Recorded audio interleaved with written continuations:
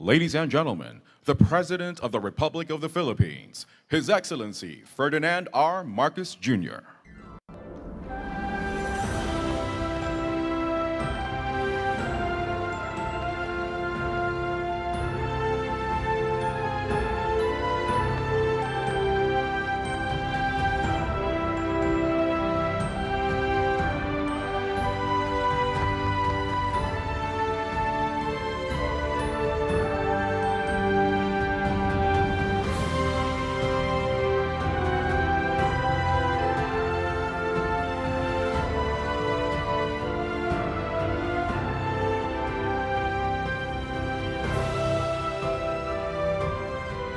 We may now be seated.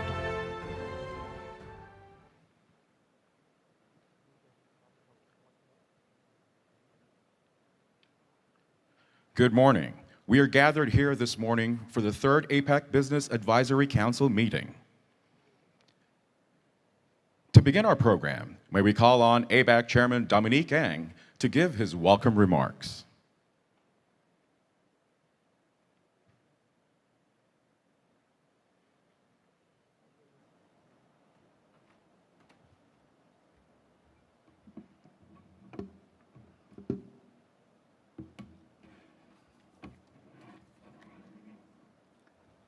Well, thank you for your patience.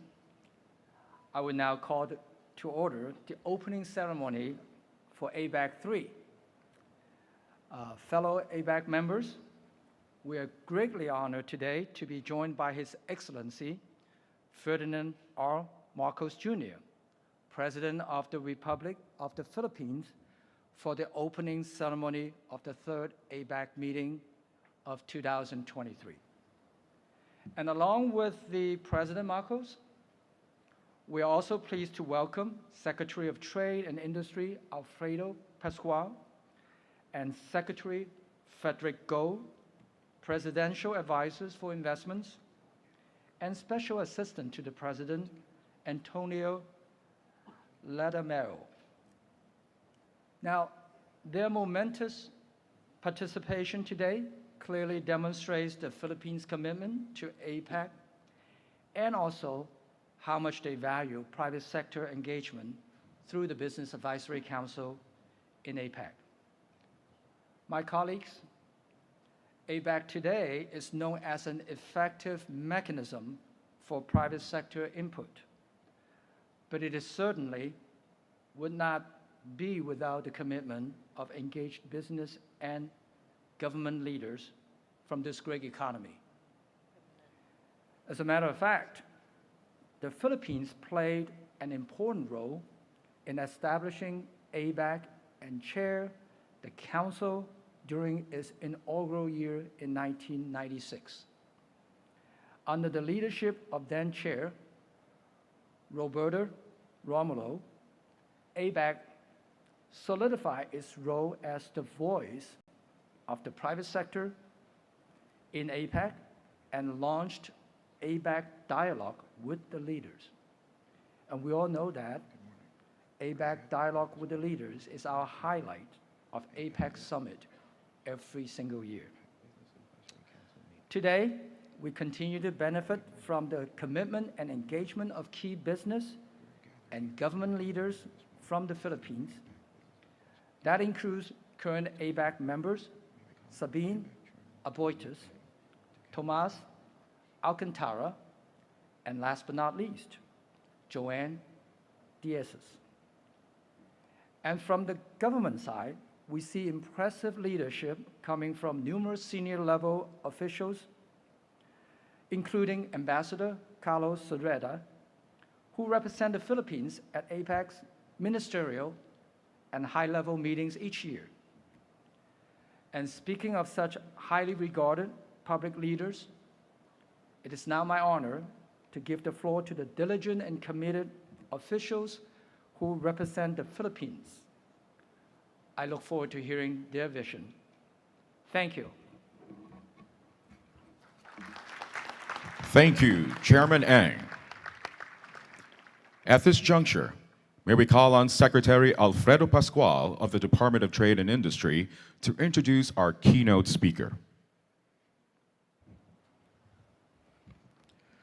Ladies and gentlemen, the President of the Republic of the Philippines, His Excellency Ferdinand R. Marcos Jr.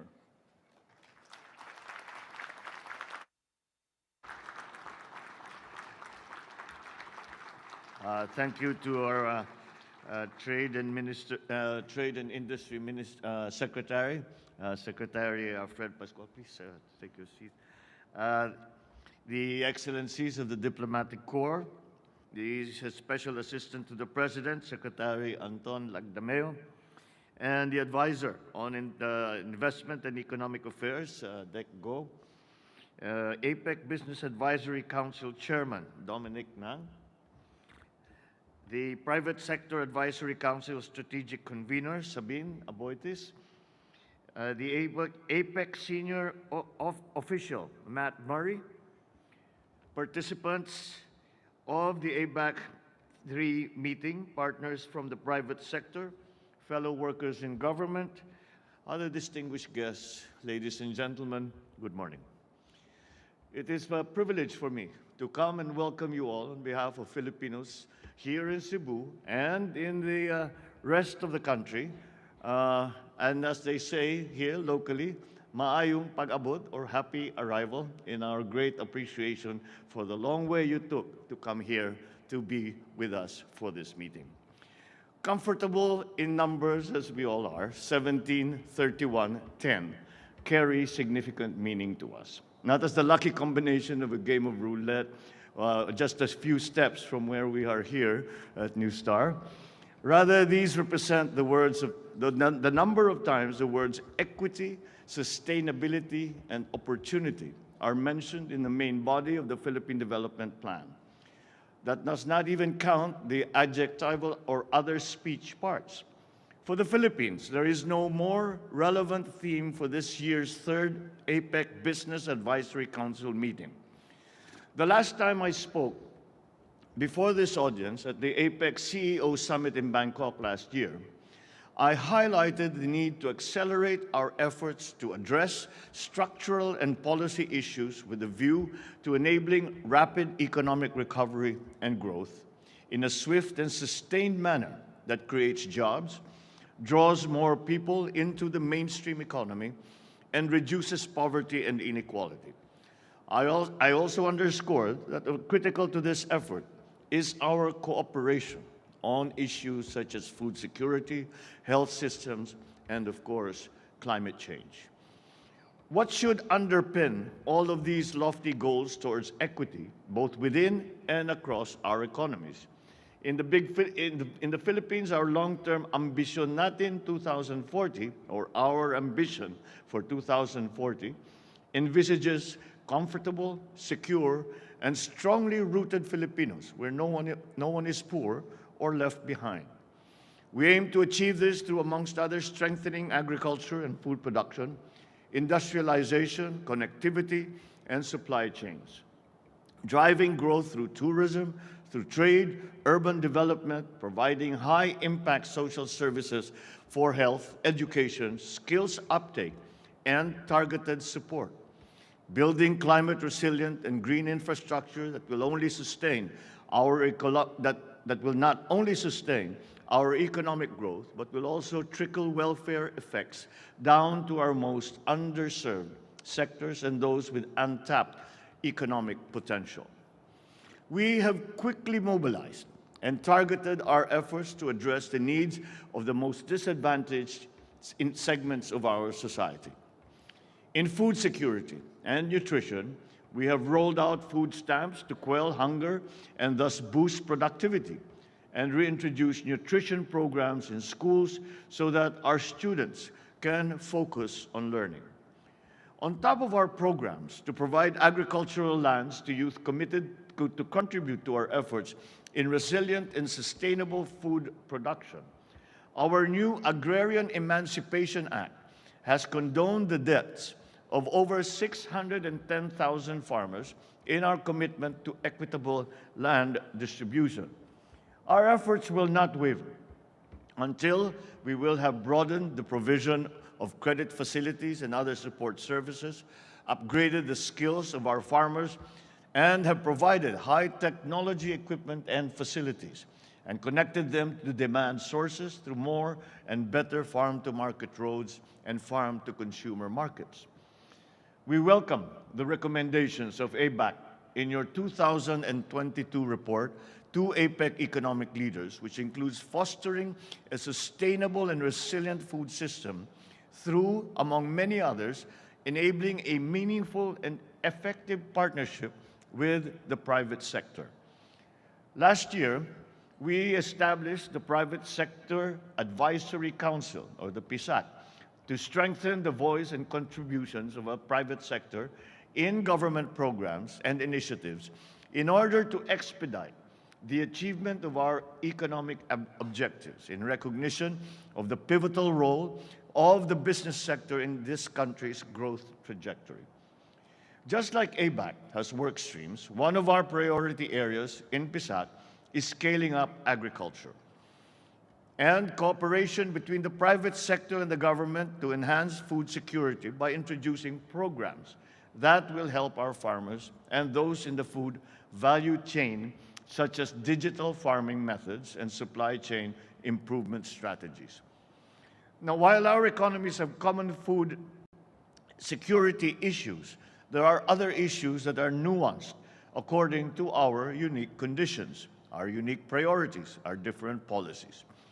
For us, developing this sector means overcoming geographic limitations by strengthening logistics and connectivity, building resilient technologies compatible with our climate and harvest seasons, advancing research and development and agricultural innovation, and also scaling up our production and productivity through the mainstreaming of digital technologies, data, and automation in this traditionally labor and capital-intensive sector.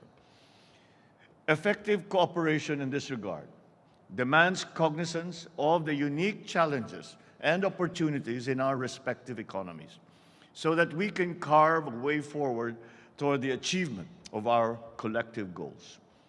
It is for this reason that I commend the APEC Philippines for hosting APEC here, as I urge APEC members to not only find inspiration from the surroundings to accomplish the deliverables that you have set out in the agenda of your respective working groups, but to also leverage the tools available at your disposal to find a common understanding, be it through the formal and informal sessions, discussions with guests and experts, or interactions with locals, which this excellently organized meeting has quite neatly lined up.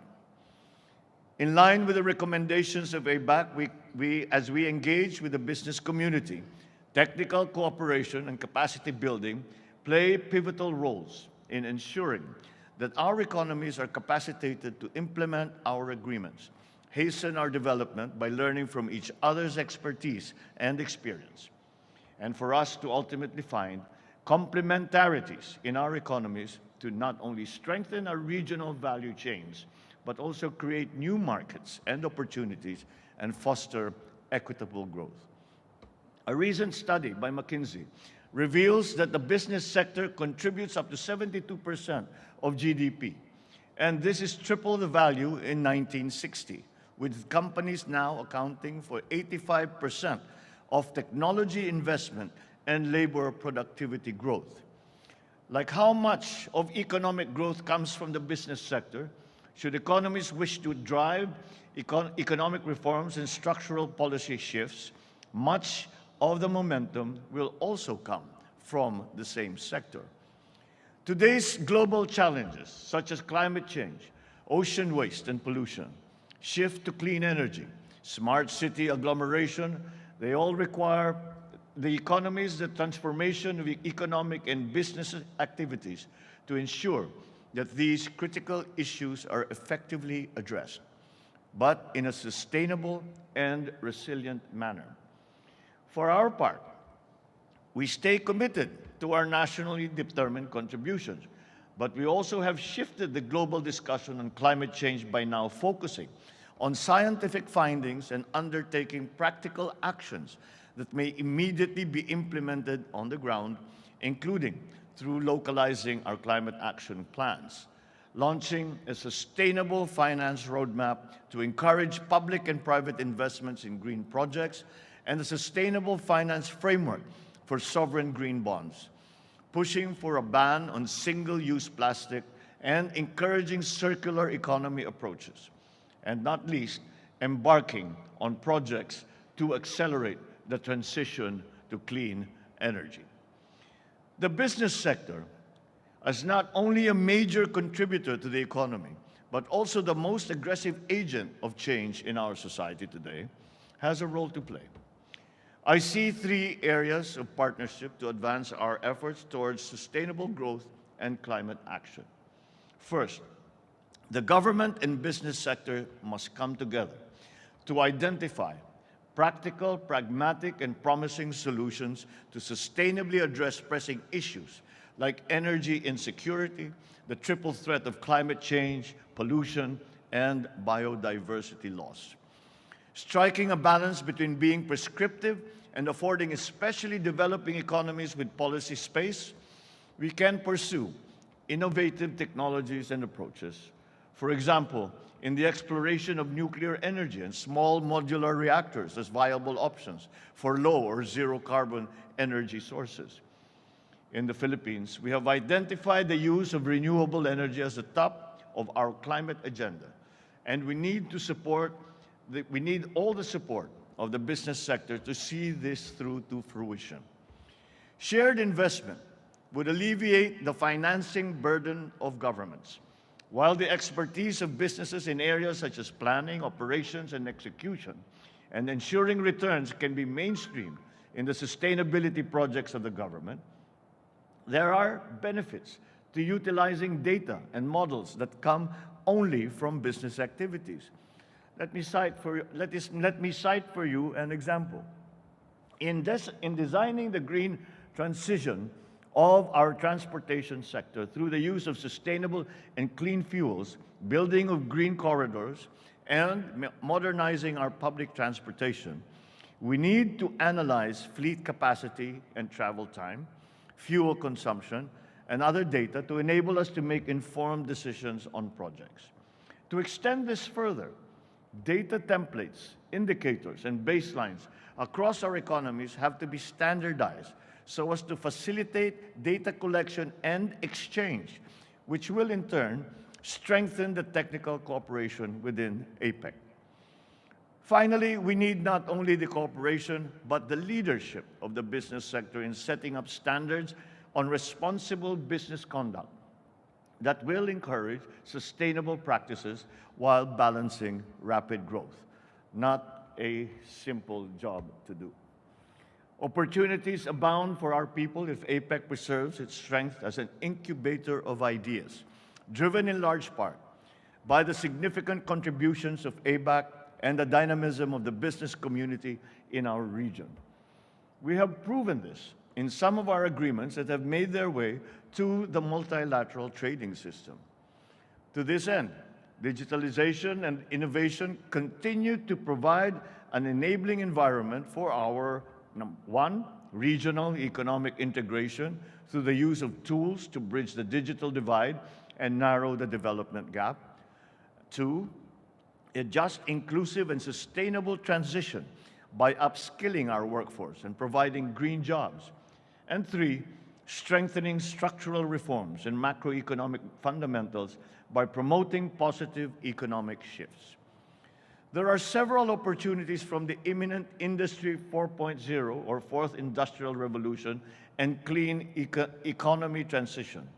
On our end, we have to set up roadmaps to ensure that we capture these opportunities while addressing the concomitant challenges. Establishing a dynamic and innovative ecosystem is one of the cross-cutting strategies in our transformation agenda. Amongst others, we have enacted and enforced e-commerce, e-governance, and innovation, and have also made legislative reforms to make our business environment more conducive to the next generation's trade and investment, including Foreign Investments Acts, such as and the now active in the Philippines RCEP. Just last month, we certified as urgent the Public-Private Partnership Act. Our multilateral efforts also serve to enable the inclusive development of our sectors with untapped economic potential. Micro, small, and medium enterprises, MSMEs, make up the majority of our businesses and sources of employment. Thus, it behooves us to equip them with digital tools and skills to enable their participation in the digital economy. It is in this light that I am heartened to receive the recommendation of ABAC to form a successor initiative to the Boracay Action Agenda to globalize MSMEs.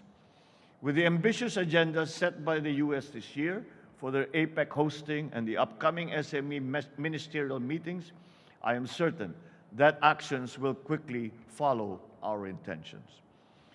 Friends, the road, or maybe more appropriately, the ocean to San Francisco in November is not long. But I trust that, as in the previous years, ABAC will deliver meaningful outcomes. I commend ABAC United States for its leadership and all the ABAC members for the hard work that has been put in. I understand that ABAC 3 is especially challenging with the number of upcoming high-level meetings and the AELM, where I look forward to seeing you again. Rest assured of the Philippines' full commitment and support. Thank you for this opportunity to address such an esteemed audience. To all of you, padayon, which means proceed or carry on in the local language, and mabuhay. Maraming salamat po. Thank you all very much, and good morning. Thank you, Mr. President.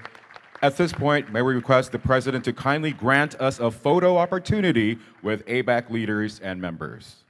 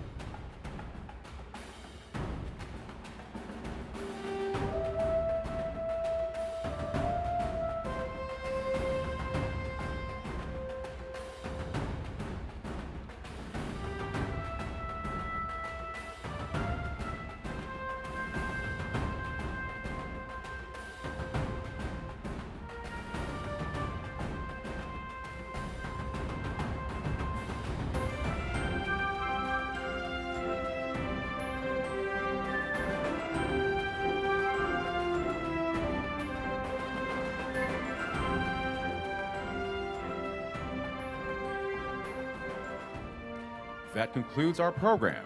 Thank you, Mr. President, for gracing the opening ceremony of the third APEC Business Advisory Council meeting.